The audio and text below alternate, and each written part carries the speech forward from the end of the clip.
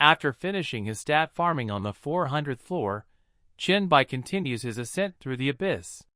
Following a brief but difficult encounter on an intermediate floor, he finally arrives at his next major challenge, the 437th floor, the domain of the succubus queen of pleasure, Mekanthe. He is immediately hit with the full force of her divine presence, a potent charm that stirs his deepest desires. Mekanthe speaks to him, her voice dripping with temptation, urging him to give in to his nature. She commands him to kneel, kiss her feet, and become her obedient pet, promising rewards if he behaves. In what appears to be a moment of weakness, Chinbai seems to succumb, falling to his knees before her. The succubus scoffs, lamenting that he is just like all other males, willing to abandon everything for lust. However, this scene is revealed to be a mental simulation or a flashback. The real Chinbai is discussing tactics with one of his female companions, who explains that the anti-desire techniques she taught him were specifically researched to counter Mekanthe. She shares the succubus queen's tragic backstory. When she first inherited her authority over desire, the man she admired instantly fell under her spell and debased himself for her affection. This left her deeply disappointed and disillusioned with men.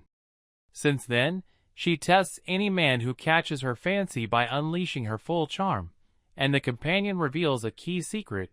The powerful goddess of desire is, in fact, an innocent, pure succubus. The scene snaps back to the present in the abyss. Armed with this knowledge and his training, Chinbai stands defiant against Mekanthe's power. He declares, "I'll never beg for sex." Intrigued and challenged by his powerful resistance, Mekanthe accepts his defiance, stating, "I'll see how long you can hold out." The trial begins. The battle against the succubus queen Mekanthe begins. Her punishment whip of love and restrained desire ensnares Chinbai, a weapon that turns pain into pleasure and controls those who give in to their instincts. However, drawing on his mental training, Chinbai finds a unique way to resist. Instead of suppressing his desire, he channels it into his virus's raw, overwhelming instinct for reproduction. This allows him to transform, his body covered in hard spines, breaking free from her control. Mekanthe is shocked. No one has ever resisted her charm while still being fully under its influence. Her brief hesitation is all the opening Chinbai needs. The battle that follows is a grueling 3-day affair, during which Chinbai is forced to use his save status ability 21 times to survive. Ultimately, he emerges victorious, having cleared the 437th floor. He reflects that he has now defeated 5 of the 6 true gods he was warned about, each time finding a unique strategy to win. Elsewhere, in the true abyss, the real Mekanthe reflects on the interesting experience her projection had, intrigued by the feeling of being conquered. Chinbai finally arrives at the 500th and final floor of the trial. Here, he faces the last god, Agars, the Lord of Eternal Night. Agars declares that Chinbai's journey ends now and plunges the entire floor into absolute, magical darkness that blinds even Chinbai's thermal and psychic vision. Prepared for his most difficult battle yet, one that will require countless deaths and rewinds, Chinbai waits for the attack. But nothing happens.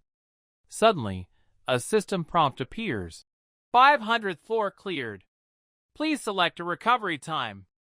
Chinbai is left standing alone in the darkness, utterly baffled as to how he won without a fight.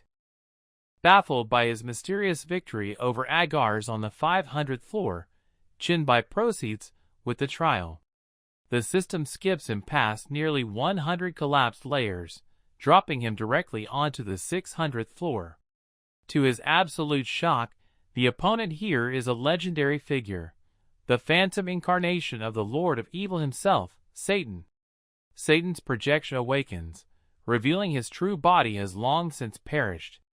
Uninterested in a fight, he first offers to chat. When Chinbai remains silent, Satan attacks, demonstrating his absolute authority as the Lord of Hell. He effortlessly seizes control of Qinbai's own hellfire abilities, immobilizing him completely. Outmatched, Qinbai is forced to use his time rewind ability. After the reset, Satan changes his approach and proposes cooperation. He explains that if Qinbai can carry his life imprint out of the abyss, he can be truly resurrected. In return for this service, Satan offers him an incredible reward, the Lord of Hell Solomon's Ring, an SS-grade accessory with immense power, including the ability to summon the 72 pillar demons of hell. Qinbai is deeply suspicious, but also finds himself in a deadlock. He cannot defeat Satan, and when he tries to use his saved status to reset the conversation, Satan easily stops him, proving his control over anything tied to Hell's power. Satan then gives him an ultimatum: cooperate, or he will simply wait for the next challenger, trapping Qinbai on this floor indefinitely. Seeing no other way to proceed, Qinbai reluctantly agrees to cooperate. Having cleared the final floor, Qinbai completes the impossible abyss trial. His reward begins to materialize: the SSS grade, Abyssal Overlord class transfer scroll. Satan's projection appears, congratulating him and confirming that the Lord of the 500th floor, Agars, was indeed one of his servants, which is why Qinbai was allowed to pass so easily. When Qinbai tries to end their cooperation, Satan reveals the final step of their deal: Qinbai must accept the Solomon's Ring. As he reaches for it, Satan reveals his true, treacherous plan. "I will use your body to ascend to the highest realm," he declares, launching his soul from the ring in a surprise possession attack. Qinbai feels his own soul is completely defenseless and desperately tries to rewind time. But the attack fails on its own. He realizes his soul is perfectly unharmed. The hourglass of time, being bound directly to his soul, must have protected him from the possession. With Satan's weakened soul now trapped within the ring, Qinbai prepares to destroy it to eliminate the threat for good. Terrified, the once mighty demon lord begins to beg and flatter him profusely, promising him a vast inheritance in hell if he is spared. Untrusting of any empty promise, Qinbai demands leverage. Satan insists he has nothing else to offer in his weakened state. Qinbai devises the perfect solution. Instead of destroying the powerful artifact, he places the Solomon's Ring, with Satan's soul trapped inside, into his personal storage, an inventory space provided by the cosmic will that is completely secure and outside of Satan's influence. With the threat safely imprisoned, he finally takes hold of his prize, the Abyssal Overlord Scroll, his second SSS level scroll, finally completing the condition for Lord Leto's ultimate investment. Deciding not to leave the abyss just yet, Qinbai summons Lord Leto directly to the first layer.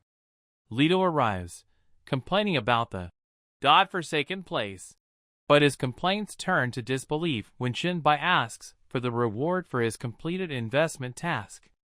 Qinbai first presents the SSS level Life and Death scroll he forged. Leto is impressed. Then, he reveals the second scroll, the SSS level Abyss Overlord. Upon seeing it, Leto is completely stunned, and for a terrifying moment, a flash of pure killing intent emanates from him as he considers stealing the legendary item for himself. However, he quickly gets his greed under control and honors their deal. He hands over the ultimate prize, the Dual-Class Job Change Scroll. Their investment agreement is now a permanent partnership, requiring Qinbai to repay Leto with items of equivalent value over a long period. Leto reveals his true motive. If Qinbai eventually controls the abyss, he wants to establish the Goblin Merchant Guild there to exploit its vast, untapped resources. At Leto's request, Qinbai uses the scroll immediately, officially gaining the ability to hold two job classes simultaneously. The moment he does, the abyss itself trembles. The powerful demon lords he defeated in the trial, like Baphomet, and the heads of Winifred, since his success from their respective layers, reacting with shock and anger. In a separate, ominous scene, the being trapped within Solomon's ring vows to one day reclaim its throne, hinting at a future threat. Jinbai successfully completes his first class change, acquiring his SSS grade plague profession. A notification from the Cosmic will announces to the entire world that he is the first evolver to do so, an achievement which triggers the next phase of the trial, the activation of regional leaderboards. By securing the number 1 rank on the global leaderboard, he gains the title, Leader of the World, which grants him a permanent 20% boost to his item drop rate. He examines his new class skills. The first is Son of Plague, which creates a massive sun that instantly spreads viruses over a huge area. The second is Misfortunes Never Come Alone, Black Death, which causes any target infected by his viruses to also contract the Black Death, giving them a chance to be instantly killed. Lord Leto appears to witness his progress. Jinbai tests his Son of Plague, annihilating all demons within a several-kilometer radius in just 3 seconds. Leto is impressed but warns him that his current spiritual power isn't enough to control the skill with precision, making it a danger to allies. Next, Jinbai activates his second SSS grade profession, Abyss Overlord. This class is unique. It doesn't gain attributes from leveling up, but instead grants him the staggering 180,000 plus attribute points he earned by conquering the 600 layers of the Abyss. Its abilities are equally overpowered. I Am the Abyss allows him to freely travel between any layer of the Abyss and possess 9 different bloodlines simultaneously, while Undying Abyss grants him a free resurrection in the Abyss well upon death, an ability that rivals his Hourglass of Time. To celebrate his incredible achievement, Leto offers him a drink, an S-grade Elixir of Vitality, which permanently grants plus 50 to all attributes and a plus 30% boost to experience and drop rates. As a final gift to cement their new partnership, Leto gives him the Goblin Pocket Shop, a special item that allows him to open a shop anytime, chat directly with Leto, and buy exclusive items. The two then share a toast to their future collaboration.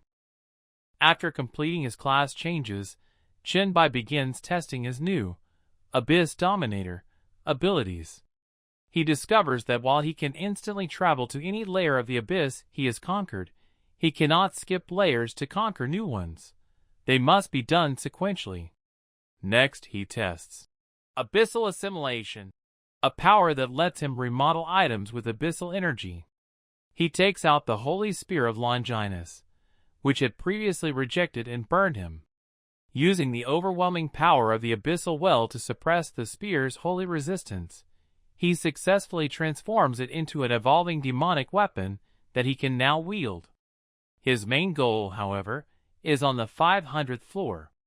He travels there, and the Lord of Eternal Night, Agars, immediately appears and kneels before him, mistaking him for his true master, the resurrected Satan.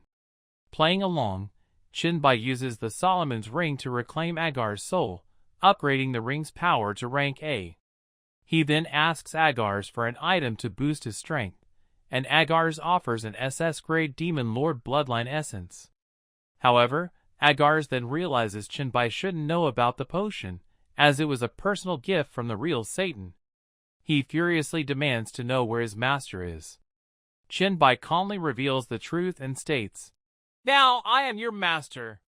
When Agars refuses to submit, Jinbai explains that as the Abyss Dominator, no creature of the Abyss can harm him unless he attacks first, rendering Agars powerless. As they are locked in a standoff, the real Mechanthud appears. Jinbai reveals he was waiting for her, as he needs someone who truly understands the Abyss to answer some questions. Intrigued, she challenges him to come up with some interesting ways to convince her to help. The chapter ends with Jinbai replying, "Then let me show you my skills." After their long conversation in the Abyss, the succubus Queen Mechanthe flirts with Chin-bai, telling him she looks forward to her true body experiencing what her projection did. With a final warning not to make her wait too long, she departs, leaving Chin-bai to continue his journey. He returns to the villa in the Magic City, Shanghai, where he left the twin spirits, Yan Qi and Yan Shui. Their rest is interrupted by another evolver, Wei Hao, who phases through the wall. Wei Hao reveals his S-rank talent, Ghost King's Edict, which allows him to enslave spirits, and declares his intention to punish the twins and make them his ghost servants. The twins, now loyal to Chin-bai, urge him to attack their new master. Wei Hao scoffs, boasting that he will turn all three of them into his puppets. Chin-bai recognizes Wei Hao from his past life as the Ghost King, one of the tyrannical 8 city lords of the future. 8 King City. Knowing him to be a vicious and selfish bully who tortures people for sport, Chin-bai concludes that killing him here and now would be a great service to the world. After dealing with the Ghost King off-screen, Chin-bai notes that the twins have reached level 7 and decides to find a class change scroll for them. He uses his Goblin Pocket Shop to contact Lord Leto. Intrigued by the twins' unique, seemingly twin, yet actually one, nature, Leto says they meet his investment criteria. As a gift to celebrate the future establishment of the Goblin Merchant Guild in the Abyss, he gives Chin-bai a B+ grade. Bound Spirit Transfer Scroll. Leto explains that this profession can eventually lead to powerful roles, like City-Bound Spirit, or even Earth God. Grateful but feeling indebted, the twins, who can now maintain physical forms for long periods, tell Chin-bai they don't know how they can ever repay him. He replies with a suggestive, "Oh, you want to?" The chapter begins with Chin-bai rejecting the twin spirit Yan Shui's offer to repay him with her body. He explains that he dislikes relationships based on transactions, and that the best way for her to help him is to train hard with her brother. Meanwhile, the Pioneer chat group is buzzing. Another member, successor to the 5 consecutive lightning whips, proudly displays his new S-rank class change scroll. He explains that Lord Leto gave it to him on credit, without full payment, simply on account of him being a member of Chin-bai's Chat Group 001. The group is stunned, realizing the immense face and influence Chin-bai now has with a literal god. Inspired, Chin-bai decides it's time to revisit the Red Star Mental Asylum dungeon to summon the demon Jia and upgrade his Solomon's Ring. He announces his plan in the chat, inviting Han Wang and any other members currently in the Magic City, Shanghai, to join. A member named Ding Ding accepts, whom Chin-bai recognizes as the Puppeteer, a famous evolver from his past life. At the dungeon entrance, Chin-bai's team of 3 assembles. They are approached by another team, led by a confident man named Brother Long. Believing Chin-bai's small group is underprepared for the difficult dungeon, Brother Long offers to let them join his team. However, one of his men recognizes Ding Ding from her appearance in one of Chin-bai's viral dungeon clear videos. Chin-bai politely declines the offer, and as his team prepares to enter, Brother Long's men confirm to their leader that they have indeed just met members of the legendary White Emperor's party. As the team clears out the minions in the Red Star Mental Asylum dungeon, the twin spirit Yan Qi suddenly unleashes a new skill imbued with hellfire. Chin-bai immediately realizes that Satan, from within the Solomon's Ring, has been teaching her. He communicates with Satan, who confirms it, impressed by the purity of her evil thoughts. Chin-bai then asks Satan if he can sense Han Zhao's lineage, and Satan confirms he feels the bloodline of the demon Lord Jiepai. With his suspicions confirmed, Chin-bai informs his team of the true plan.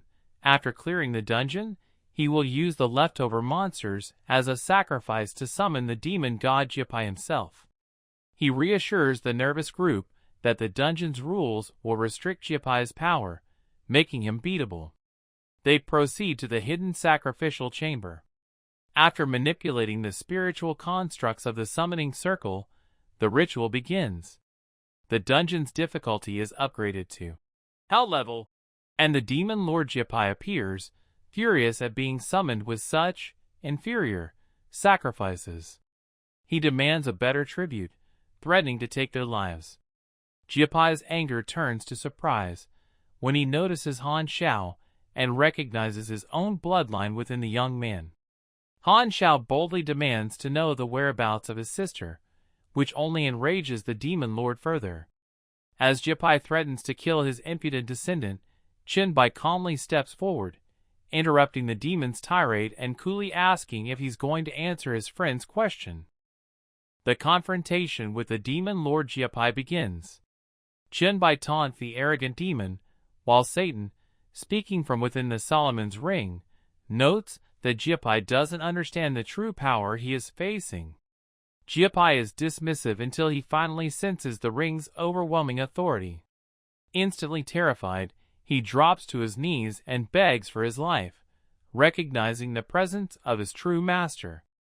Qinbai, acting as Satan's proxy, toys with the demon before unleashing his virus, which easily bypasses Jiapai's hellfire of desire and begins to infect him. Cowering in fear, Jiapai completely surrenders. On Qinbai's command, he separates his soul from his physical body. Qinbai devours the soulless vessel, gaining a massive amount of virus points, evolution points, and a powerful upgrade to his own hellfire skill. He then commands Jiapai's soul to enter the Solomon's ring, upgrading the powerful artifact to A+ rank. With the demon lord now under his complete control, Qinbai asks about Han Zhao's sister. Jiapai confirms she is safe in hell, has changed her name to Rika, and has been given resources and freedom. He tries to paint himself as a devoted duke, but Satan interjects from the ring, calling him a presumptuous sewing machine. Qinbai allows Satan to emerge from the ring to speak with his former subordinate. Satan immediately demands to know the current state of affairs in hell. A terrified Jiapai reveals the shocking truth. Lord Beelzebub has taken over, occupying Satan's palace, claiming his legacy, and is systematically erasing all memory of the true Lord of Hell from history. The chapter ends with Satan screaming Beelzebub's name in pure rage.